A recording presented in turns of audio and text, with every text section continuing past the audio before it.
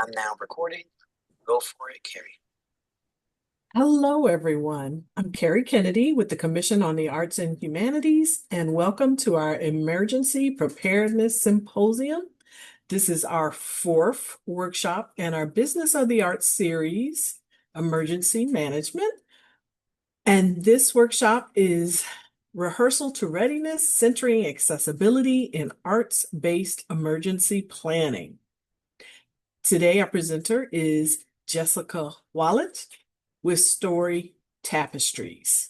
In this closing session for today, we're going to look at arts-based emergency planning and centering accessibility. Jessica is going to lead a dynamic, hands-on exploration of what it truly means to center accessibility in emergency preparedness. Jessica Wallach is an accessibility consultant, artist, and educator whose mission weaves together accessibility and disaster preparedness to transform every art space with a love letter to the body. Her work underscores that accessibility is a foundational element of planning, ensuring that everyone can emerge from a gathering unscathed and connected. At Story Tapestries, a nonprofit arts service organization, Jessica serves as the access and content manager. In this role, she leads initiatives that develop tailored, accessible arts programs addressing critical community issues across diverse populations. I'm going to now turn this over to Jessica. Welcome back, everybody. It's been a long day, and I am so thrilled to be here, to be a DC-based artist and arts administrators, and to be with you talking about accessibility and disaster planning. But we have been doing lots of listening all day long, so I wanted to take a minute and have people turn on their cameras, turn on their mics, and let's see who's in the room. Let's do a little movement. And then we're actually going to go into breakout rooms and introduce ourselves. I'm going to put you guys on speaker view, on gallery view, and I'm going to invite you all to do that too. Unless you need the interpreter. Thank you all for who did turn on your cameras. We're gonna start with the tableau. This session really draws on two bodies of wisdom: disability wisdom and performing arts wisdom, right? And I think both of those have so much to give the disaster space. And so I want to start really with performing arts wisdom. We're going to begin this session the way many artists begin their rehearsals, with movement and connection. So we've been hearing a lot about emergencies. I don't know about you, but I definitely had my moments of reaction. For me, it's that talking about insurance. Even though I work for an agency now, I still get so nervous about my own insurance, and I have a lot of it, I think. And so I want us to do a tableau. That is, what is your first instinct? Sorry, I'm jumping ahead. I need to describe what a tableau is. Tableau is a frozen picture, right? And together we're going to make one big frozen picture. I'm going to ask a question. I'm going to say 1, 2, 3, freeze, and you're going to answer it in your body. So the first question is, think about your typical response to an emergency. What's your first instinct? Do you freeze? Do you flee? Do you help others? Do you scan for action? exits, do you do a body check? So how does your body move in that moment? And how do your access needs, if you have identified them, how do they change? So on the count of 3, show me what you do in the moment an emergency starts. 1, 2, 3. Great. Now take that moment of stillness and just really notice what's going on in your body.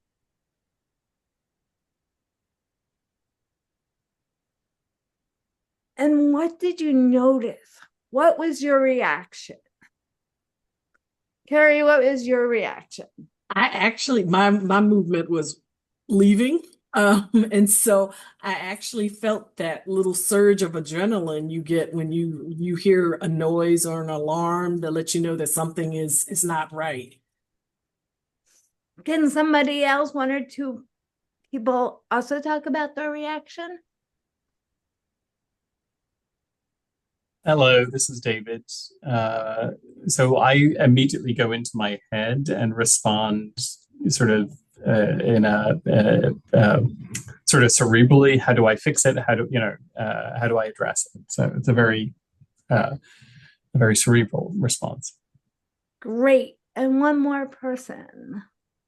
Taquina, I focus because I used to work with safety stuff. So first I want to know what's going on. Gathering information, such an important thing.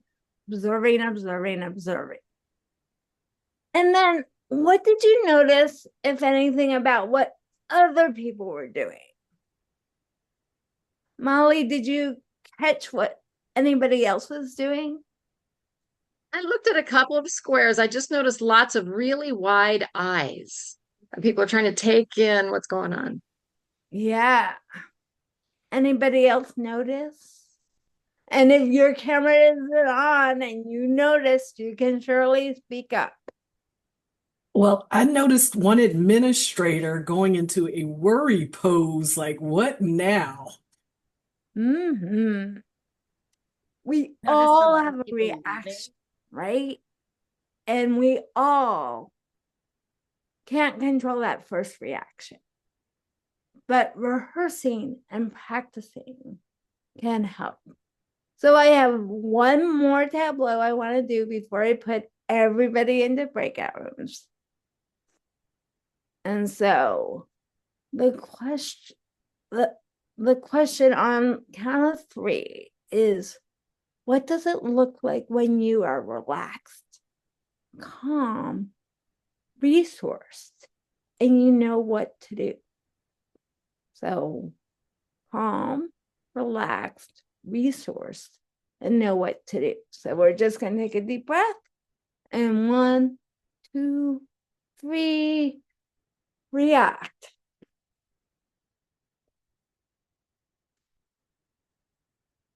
And then come back. And what did you notice? What did you notice about how it felt in your body, or what you did, or what you thought about? Dwayne, do you want to say? I'll share. It was a breath because I already had the plan. I knew, so I could just, this is what we do. We knock it out. Yeah. Anybody else want to share what they noticed in themselves? I felt myself putting down whatever I'd picked up earlier. So by taking that breath, it gave me a minute to kind of recenter and relax because the crisis was over. Great. Did anyone notice what other people were doing? Vanessa, any chance you got a peek at other people? Yes, I saw a lot of smiling faces and relaxed eyebrows. Yeah, and absolutely. Verses are very bug-eyed in the crosshair, right? Anybody else want to share what they noticed? Other people responding. All right. So I want to invite everybody into breakout rooms, and we're going to do this very quick scenario. So you're going to go in, you're paired with one other person. You get to introduce yourself, say your name, your role, because we're networking, of course. And then I want you to imagine that you are at your favorite DC theater. And the God mic comes on, says welcome. It tells you the exits. And then it says turn to your neighbor and say the following things. You're going to say, I want to read them. What's your first instinct in an emergency? What access needs and boundaries do you have? And how do they shift during an emergency? What resources do you bring to in a moment of an emergency, and what kind of assistance or resource might you need in an emergency? I'll say those again. What's your first instinct? What are your access needs or boundaries? What do you need? In my normal life, if you try to pull me along with you, I would be really upset. I am somebody who moves slow. In an emergency, I would like the people around me to grab my arms and help me balance and move as fast as we can out of a building, right? See how that switch changes? So, what do you need in that moment of emergency? What resources do you bring, and how do you want people to help you? Right? So you're going to have 8 minutes, and then we'll come back. I'll ask a few people to share, and then we'll jump into my presentation. I promise. We'll go back to our normal lectures.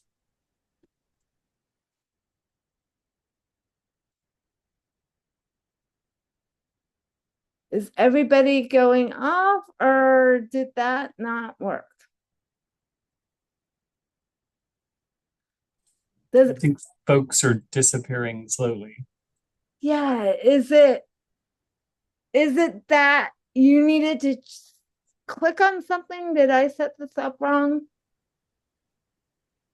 It really doesn't. We have to choose a room.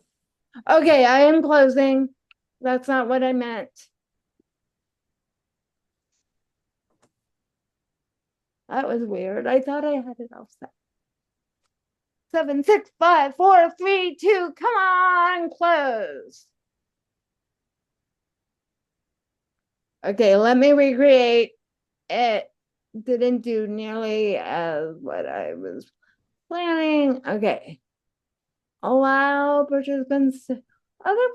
Oh, it's fine. That's weird. Everything's set. You should not need to choose. Oh, let me recreate again. 10. Assign automatically. Recreate. There we go. Sorry. That's what I like to see. Dwayne, do you want to do this with me? Oh, shoot. Sure. I did not think about ASL in this moment. Yeah, that was the thought. Do we know if there is somebody who needs ASL? I can move them around. I do not know. But we do have a few people that are in rooms by themselves. Okay, we are gonna move them.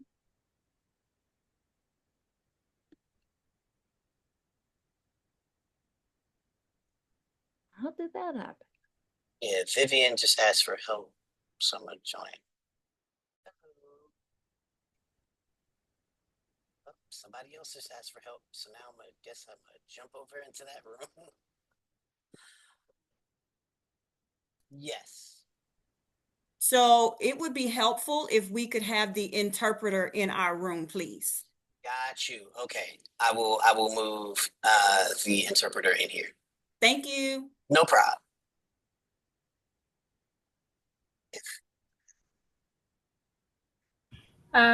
Oh, so where are you situated? So I am in Atlanta, Georgia. In Atlanta. Yes. Okay. Yes. How's the weather down there? Hot. It is I'm hot sure. and But humid.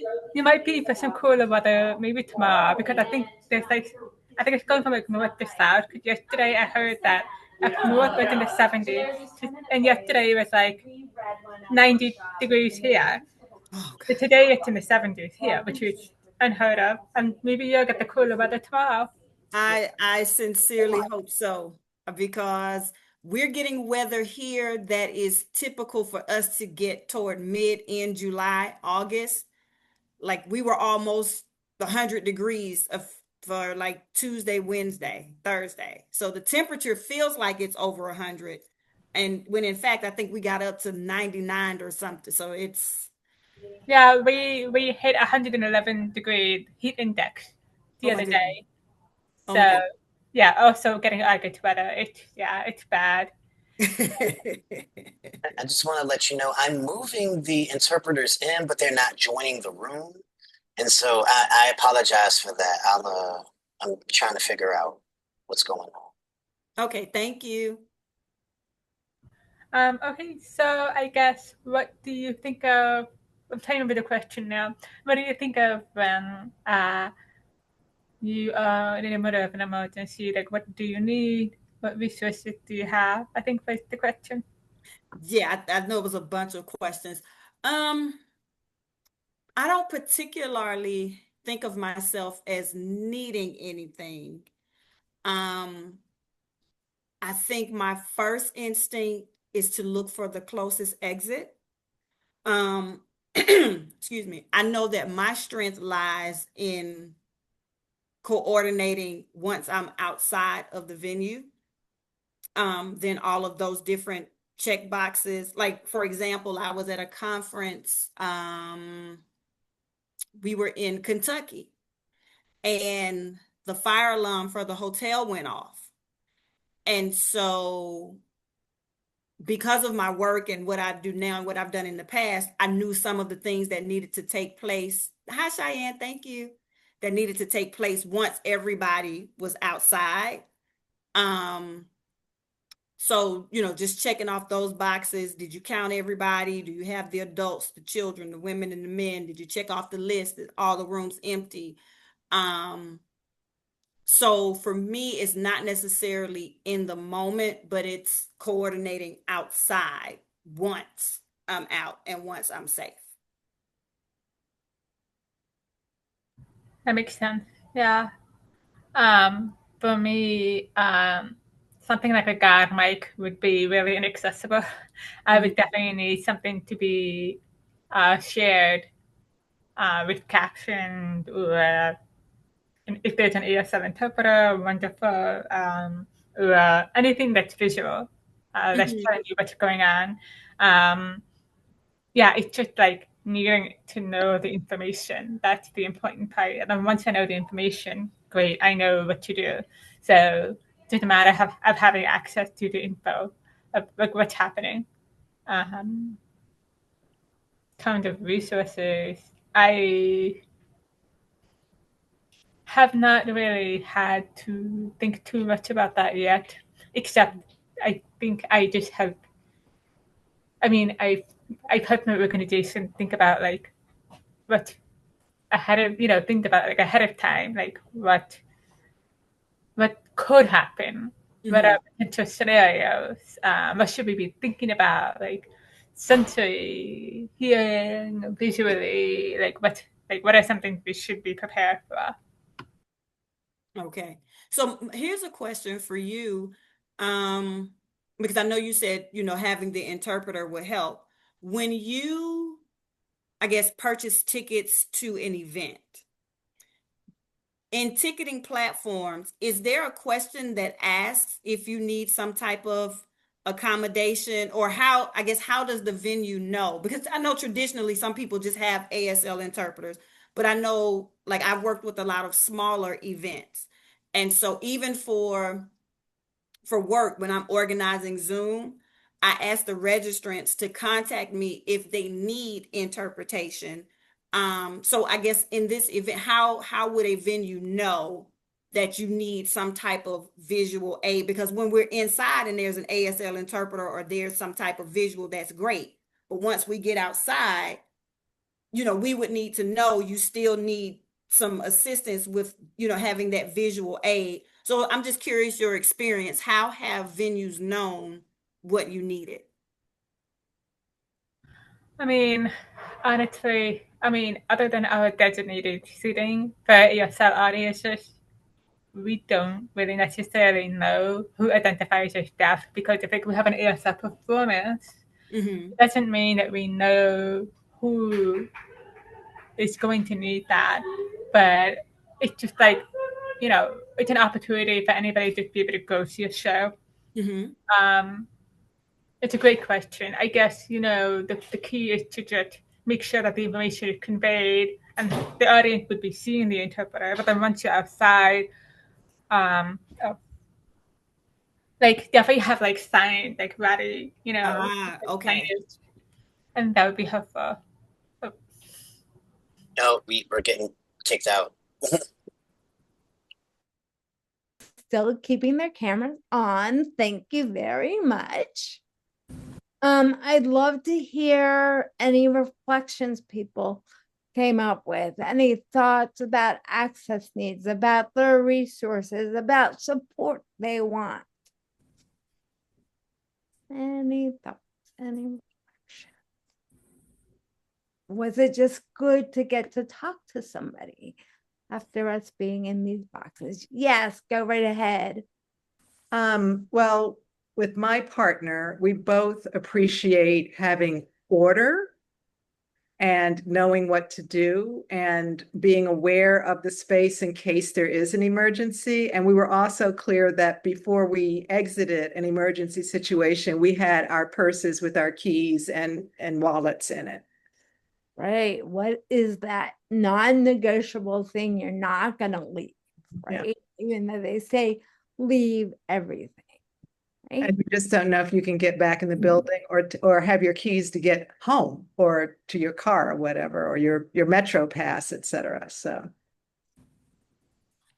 And I want to ask if people have access needs here that they either want to name or that are not being met.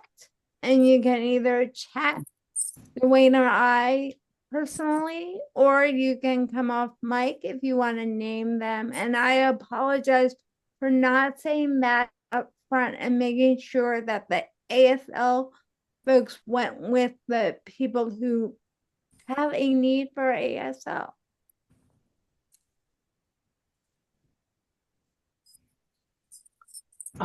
Just one I noticed, when you sit for a long period of time, even if it's for a performance, you get stiff sometimes. And so actually I appreciated the little bit of movement we were able to do today, just now with your workshop, because you do need to relieve that. So if you do need to leave quickly, you can.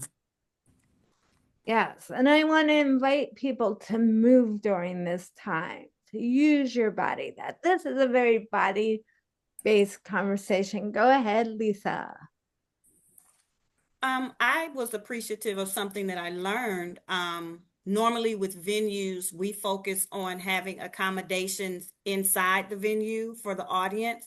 But in an emergency, I asked the question, what would be helpful once we're on the outside? Because you can no longer see the sign language interpreter or any other accommodations. And so one suggestion that I received was having signage outside.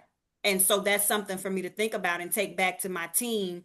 What can we produce to have outside of a venue, even if it's to say, gather here, and then we have the sign language interpreter here to interpret the information that is being distributed. Absolutely. And one of the the recommendations I have is really unifying your service providers with the people who need them as soon as you can, and having a meeting point, right? A huge piece of disaster planning is what to do in that initial moment.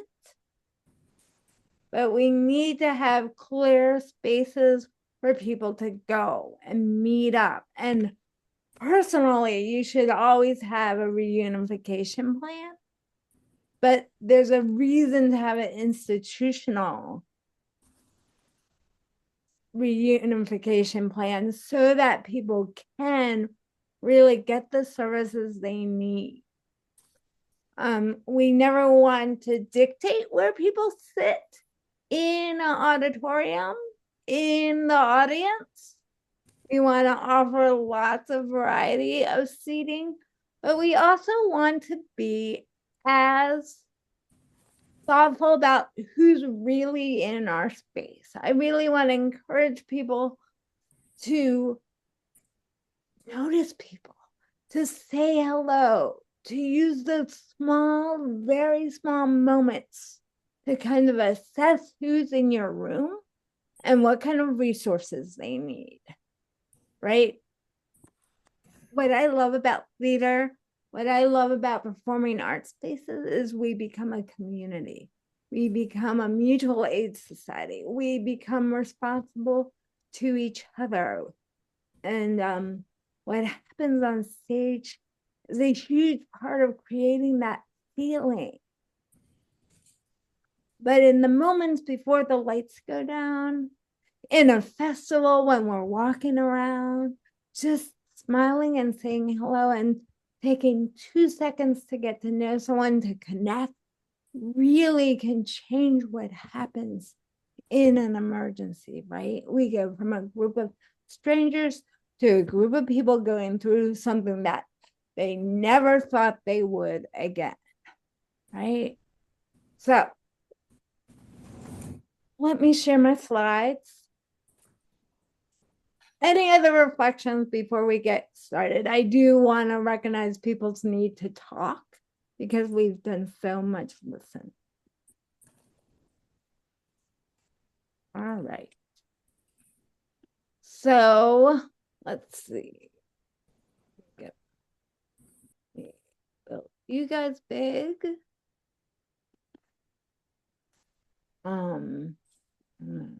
Yep, we can see it. Great. Thank you, David. Okay. So rehearsal to readiness, centering accessibility in the arts-based emergency. I want to invite people to look at my resources. I do have a 2-page resource page that you can follow along. It goes along with the slides. And then in this drop box, there's also the slides. And then we've been making toolkits and some other goodies. So you can get there by going to bit.ly/RRR, all capital, _ST_DCCA. And there's also a QR code in case you want to look at it on your phone because you're actually on your computer. Right. We've done our tableau. We've done this rehearsal. Now I want to tell you a little bit more about me. I was born in and of an emergency. I didn't breathe, not for 24 minutes. I got a lot of help, a lot of hands on me, I'm sure. And I think at some point I made a decision to live. I made a decision to do what they said and learn to breathe.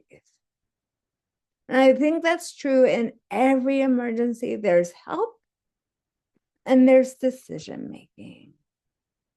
Fast forward 11 years, I'm a 6th grader in middle school in Howard County, a resource-rich area where we had artists come in all the time. I still remember all the lyrics to Barry Pulsar's songs. I remember the animals that came in. There was a reptile group.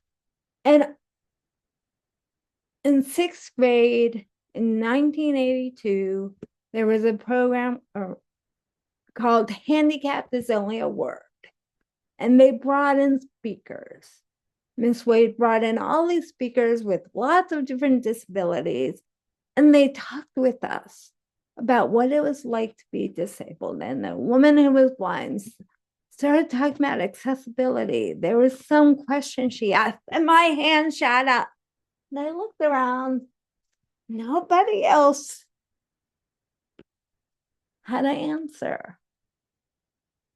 And it was the first time I got something that I really understood, that I understood things in a particular way.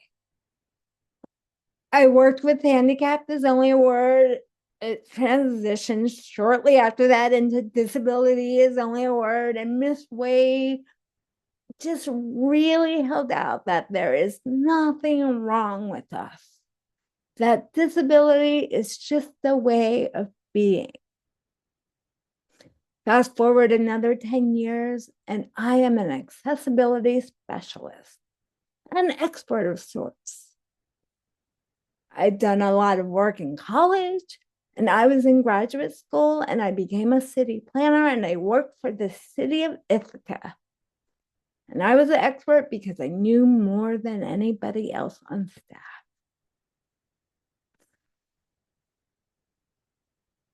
And during those years in graduate school, I developed this question that I still ask all the time. Who are we making space accessible to? Who is the space working for, and who's being left out? At the end of graduate school, I made one of the very first maps that showed accessibility of downtown Ithaca. And as of a few years ago, that map was still being reprinted. Then I moved into fair housing, and I worked locally in Baltimore and then for DOJ, which brought me into DC. And I really got to see how design, or the lack thereof, can create harm. And everywhere I went, I just kept running into disability discrimination. It didn't matter what kind of case I was actually on, but I just kept finding it. It was really easy. You didn't have to look far to find how people with disabilities were discriminated in housing, which is like, if you don't have good housing, if your needs aren't met in your housing, then how can you do anything else? I left my beloved fair housing for photography. And I became a portrait photographer and an event photographer and an editorial photographer. And all you have to do is turn your camera on somebody and they will tell you all about their bodies. So I heard story after story. I had over 500 clients within a few years, and I just really used the camera to build a contradiction of the erasure people felt. Then one day in 2018, I heard Betty Siegel from the Kennedy Center and Beth Ziebart from the Smithsonian on the radio. I had become a parent, so I wasn't quite up on everything, right? I was parenting, I was starting a business, and I heard them talk about accessibility in the arts. And I was like, wow. We have figured out something. The promise of the ADA, which was passed right before I went to graduate school was really coming true. Like we had figured some things out in 30 years. We had figured out sign language. We had figured out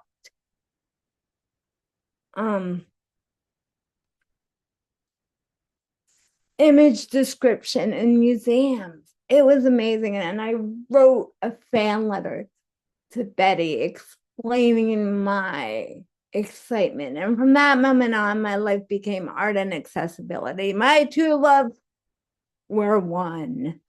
And I spent so much time learning and doing. And I talked Woolly Mammoth into having me in their space because they were about to do Teenage Dick. And I was like, you're doing a play?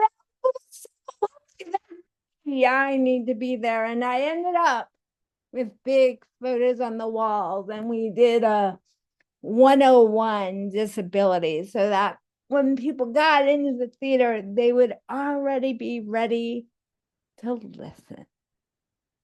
At that same time, I met Matthew Cowell of the Art of the Mass Gathering. I got a call to be a photographer, and he told me what they were doing. They were using festivals as classrooms to look at safety, accessibility, community engagement, and sustainability. I was like, oh, I can't just be a photographer here, but I need to participate. It was a symposium. Everyone's supposed to participate. And I worked with him for years, going around the country as the accessibility coordinator. Really, my job was to bring both national and local people together to talk about accessibility in the arts, in their community, and work on this question of disaster. It is where I met Tom. Tom and I have traveled the country together.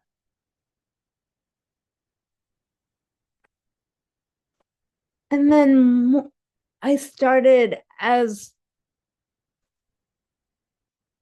Carrie said, I started this project, The Body is Good. And I started changing the question from who are we making space accessible to how can we make space a love letter to the body? And then I was getting an x-ray or some imaging at a medical center. And I looked around and I saw all these variety of seating choices. And I changed that question from how to how are we already? What is already a love letter to the body? And how much farther do we need to go?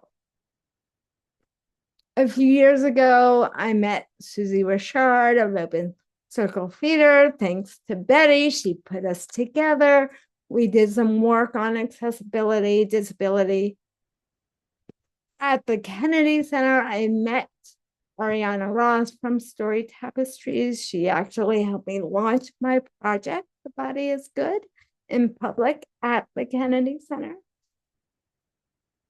And eventually I found a home at Story Tapestries, where I do this work, where I am the accessibility manager. In my head, I always think I'm the accessibility officer.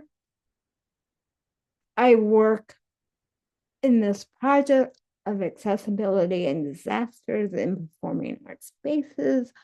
I am the accessibility director of a play that's in development that we think is on its way to Broadway.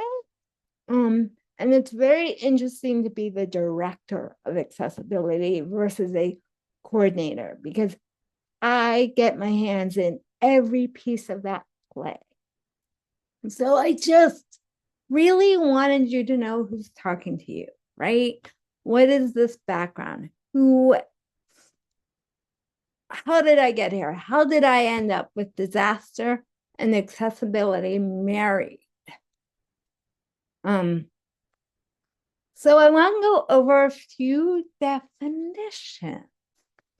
And you'll see my artwork show up in this slideshow. The body is good. I call this one holding up the sun. Really divorce accessibility from disability, right? Accessibility is very useful for everybody. And the base assumption here is that accessibility makes space safer. But it would be erasure if I didn't talk about my definition of disability. These definitions are my own. They are not ones you're going to find on the internet or with ChatGPT or in the dictionary or in the laws, right? So this is just how I define this. Disability is a mismatch between a person's body or mind and the environment around them. It is a measure it is measured not by diagnosis, but by how much effort it takes to navigate the world, manage one's body, one's mind, and to participate fully. Accessibility. This is my favorite. Accessibility is an invitation to participate. Community engagement and accessibility are buddies. They go hand in hand. Accessibility is how we build safety, dignity, and connection into a space. Accessibility is how we earn people's presence. Accessibility means building environments where people can show up fully without fear, apology, or exclusion. It's about safety, dignity, and design for participation. When we center access, we build community, reduce harm. Reduce harm and make space for everyone to belong. Accessibility isn't an add-on, it's foundational.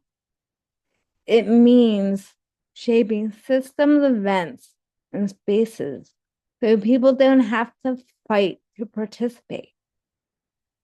How we build safety, honor dignity, and invite real community engagement from the start. Accessibility is the practice of ensuring people can enter, stay, and contribute without harm or exhaustion. It's about dignity, safety, and removing barriers so that being part of something doesn't come at the cost of well-being. One more definition, and that is what is access need. I asked you to talk to people about your access needs, knowing I didn't give you the definition. I think often we throw this word around without defining it. And when we were in rehearsal last week, I really tried to define it because so many of our company is people with disabilities, right? So here's my current working definition. What someone needs to participate fully without being exhausted or excluded by barriers. They're not just accommodations. They're what makes presence and creativity possible. Access needs are personal, situational, and vital. We had an actress who wasn't sure if her need was an access need or just a want. And she said, I have a need or a want to ask questions. It's the way my brain is wired. I just ask questions. I need to know things in order to do my part well. And I said, so if you don't get to ask your questions, does it keep you from participating? Does it keep you from being completely present? She said, yeah. And I said, that's a need and not a want. I think for us, people with disabilities, we get told what we want a lot. We don't get asked what we need very often. And so figuring out what to access need and what to want is a little complicated. But I think in the access, so I want to encourage people to start asking in rehearsals, in all kinds of settings, what are your access needs? Right? Because it turns out that we all have them. You don't need to be disabled to have an access need.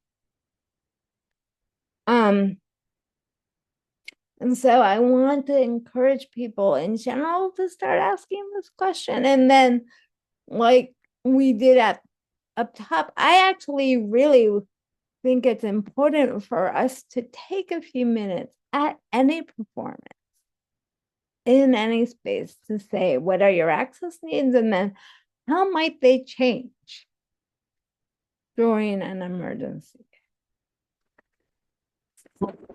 Right. Access is preparedness. When we build for access, we build safety, trust, and reliance. This is my base assumption.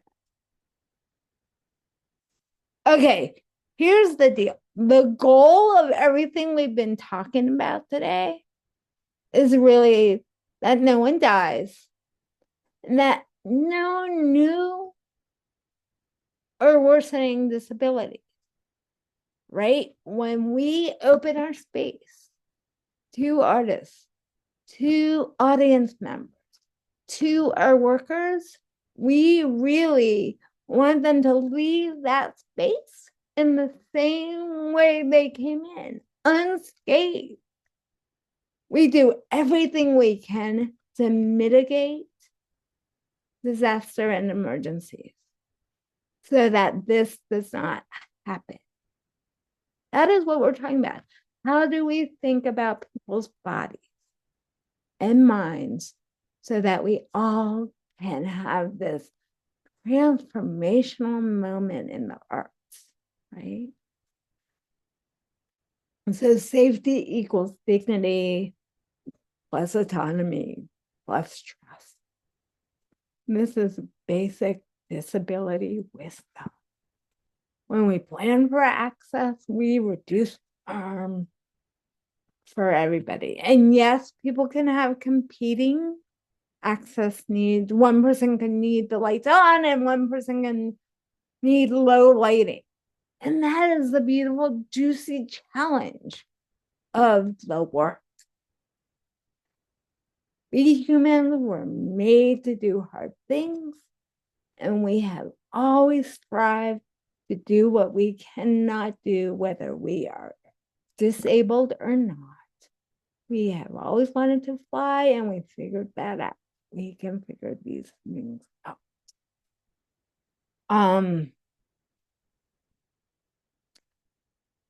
What we're trying to do is build a culture of knowing here. Safety is not instinct, it's design, and it spreads through culture. We are trying to build norms and culture. We're rehearsing. We're not just performing, but we are practicing readiness. Accessibility equals confidence and coordination. That's what makes a space truly safe and deepening worth and deeply worth returning to, right? If you provide a home where people really feel they can flourish, they will come back again and again. And that has to be a place that is prepared for disasters.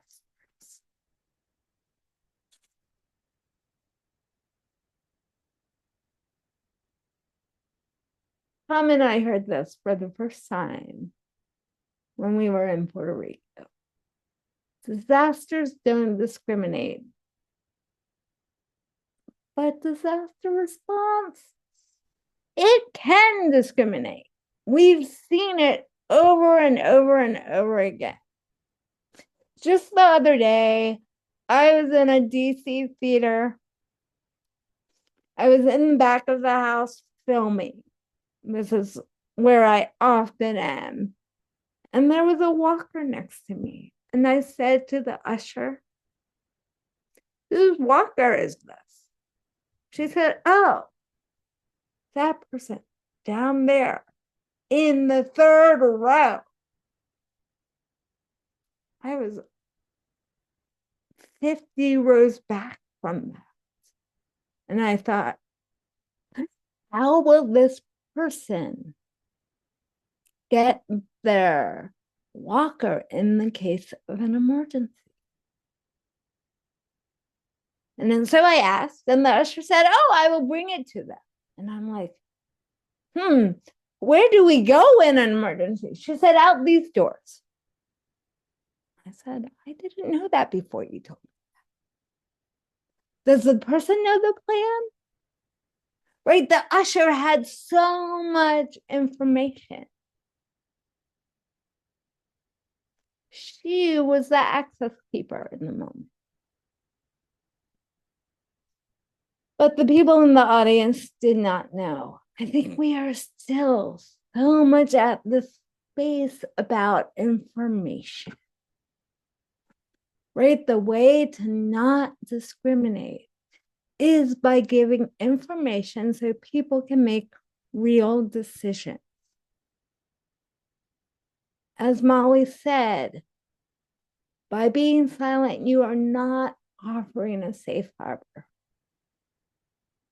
By giving information from the moment people get in contact, right? From that website, from that advertising, through before the performance starts, right? Signage, spoken, and information in all kinds of ways, right? You know, you could play a short video that both a spoken word and ASL and captioning, right? And you would be meeting so many people's need to know what your access plan was. There, we have the tools. We just need to figure out how to pull them all together. So even if you're not having ASL every night, you could do this every night. So, and I'm gonna say, I know you don't mean to discriminate. We want large, big, brilliant, vibrant, diverse audiences. But if we don't look, if we don't see who's showing up in our spaces, and if their needs are met and who's not showing up, we are going to discriminate by not making the plan. So accessibility is an extra. It's how we reduce risk. Accessibility equals efficiency. Accessibility equals safety, and it sure equals resilience. The more accessible the space is, the more usable it is by everyone. When we plan for the margins, when we design for the margins, everyone's needs get met. Everyone gets out safely. So I had done all this work with Matt, with Tom, with some other people. And performing arts readiness had networking grants. And I started to think, I know a lot of people. I have an idea. let's do an accessibility and disasters in performing arts network, right? And so we got the grant at the end of last year, and we started doing listening sessions. These are the things we've done with this grant. We've done 2 national listening sessions. As Tom said, we did a tabletop emergency exercise at AFTA.com, at Woolly Mammoth, and at the Kennedy Center. We did the second Open Doors Festival for, by, and with people with disabilities. And thank you to the Commission for the Arts and Humanities for funding that. And I've done all this rehearsal integrated planning with a developing play to try out these ideas. So the network is about bringing people together, networking, making sure they have both resource locally and resource far away. The reason I put that comment in the chat last time is that I've noticed that during a disaster, like you could have a local disaster like a fire, and you could then get help from theater across the way, right? But if we all in this region are experiencing a hurricane and have days, weeks, months without power, we are going to need resource from outside our region. And so we need to have partners close in and far away. And so that's a part of what this network is about, is really for people to share information, share resources, and then to also build some tools. So we started out with these listening sessions at the Open Door Festival. At the end of the night, we saw a great play about a student who at her high school, the elevator wouldn't work. And so she would like to hop her wheelchair off the railing and go down in this very dramatic way. And she was in the principal's office. And so we had at the end of the day just a discussion with the folks at this festival. And the biggest piece of advice they had, everybody, it was the end of the day, did I say? Was rest.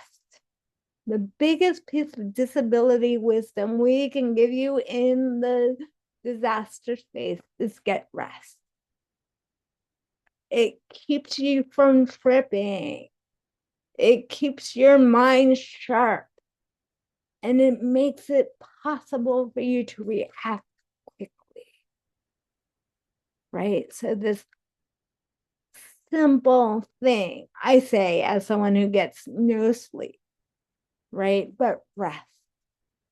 Think about your body. The more rest we get, the more ready we are to handle whatever comes our way. And I think of that as something simple, but then I think about how much work we do in the arts, what a rehearsal schedule looks like. And I think, what a festival. Like if I work a festival, I want to be on site for 10 hours and then do 3 more hours, right? And I need to eat in there. Not a lot of time to rest. You add heat onto that and you get vulnerable people, right? And so rest isn't just an individual responsibility, but it is a cultural norm. And the cultural norm in the arts is you work until you drop, right? We want to prove that the arts are worthy, and we work our tail off to do that. So, figuring out rest. All right, so from the listening sessions, we did these 2 long listening sessions. And sorry, I got distracted. Carrie, can you let me know what time it is? Sure, it is 5:01. Oh, okay, great. So I'm gonna go really quick. I'm gonna do, Carrie, is it okay if I do 5 more minutes? Absolutely. Okay, so we learned a lot in these listening sessions. We learned, oh boy, I messed up my thoughts. We learned that rehearsal is readiness. We rehearse performances, we should rehearse preparedness. What we know in performing arts is that we rehearse to put things in our bodies so we can meet the moment, right? We learn a script not so we can say it perfectly, but so that we can connect to the other people on the stage. This is what we need to do with disaster planning. We can't just have them live in a binder with a few scripts written and hope that disaster doesn't happen. But we need to practice. It needs to be a living part of what we do.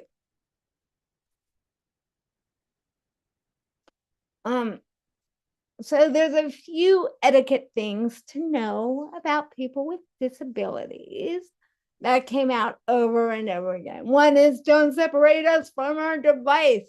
You want to take your purse, we want to be able to get out and be as independent as possible. And that is what our devices do. Do not take a person's white cane and lead them by it. It is not a leash. It is not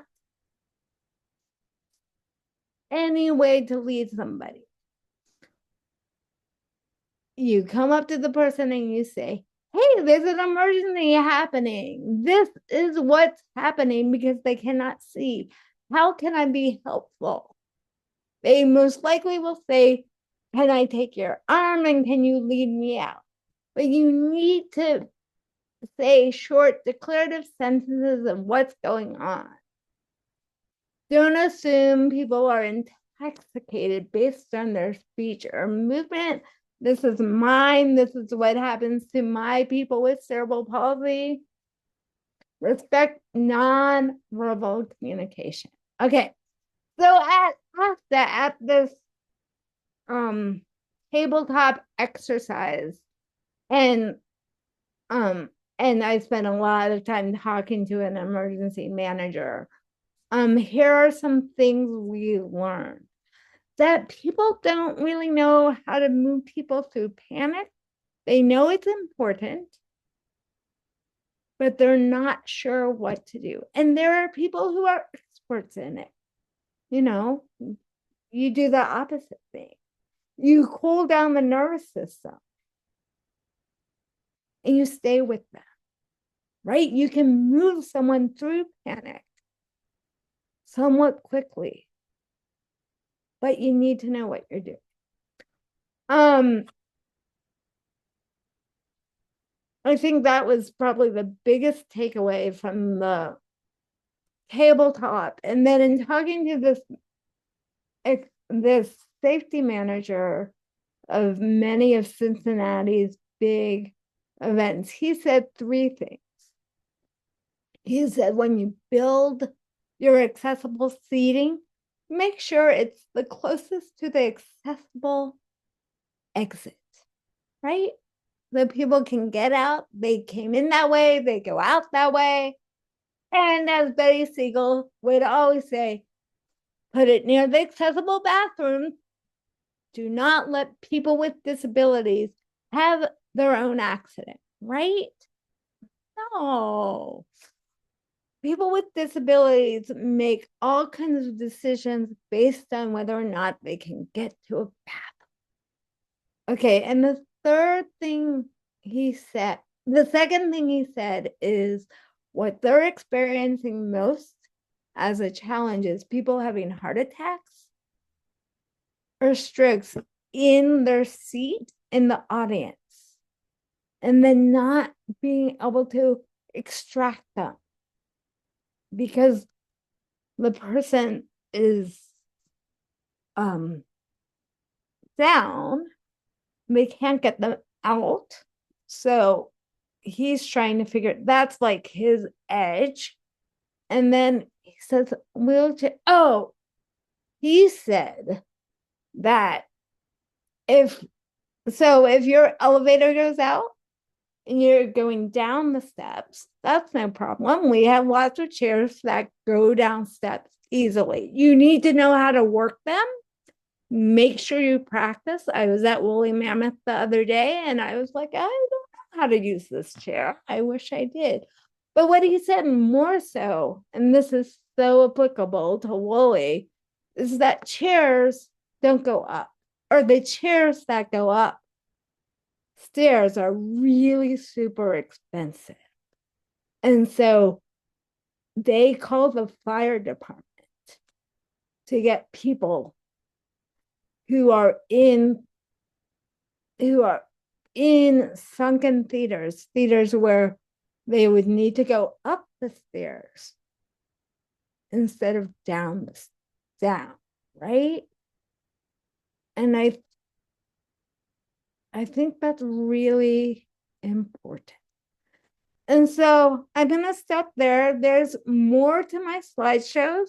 We have started drafting toolkits for different roles. I think what an artist needs to know and what an audience needs to know about disaster preparedness are two different things, right? What art administrators need to know, what funders need to know.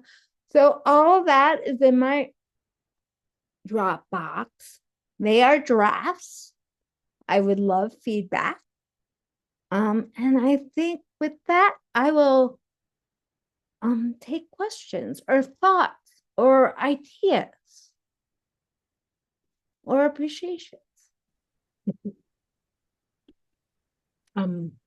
Before we go into questions, Jessica just mentioned the link that I redropped on the last bit has draft artist toolkit, audience toolkit, DC Commission access and safety information, EMT toolkit, event and production toolkit, founders toolkit, managers toolkit, network for accessibility and disasters and performing arts, rehearsal to readiness handout, and a shared wisdom with key insights. Definitely make sure you hit that link so you get those resources. And we can open up to questions, but you may find that after you read these documents and have a chance to look over them, you'll have new questions. And as Jessica just said, she would like you to reach out and let her know your thoughts. Go ahead. And I'll say that Tom and I are going to lead a class in September on this very topic. We're going to take everything we've learned and do a class on access and disasters. So come off. So are there any questions in the chat?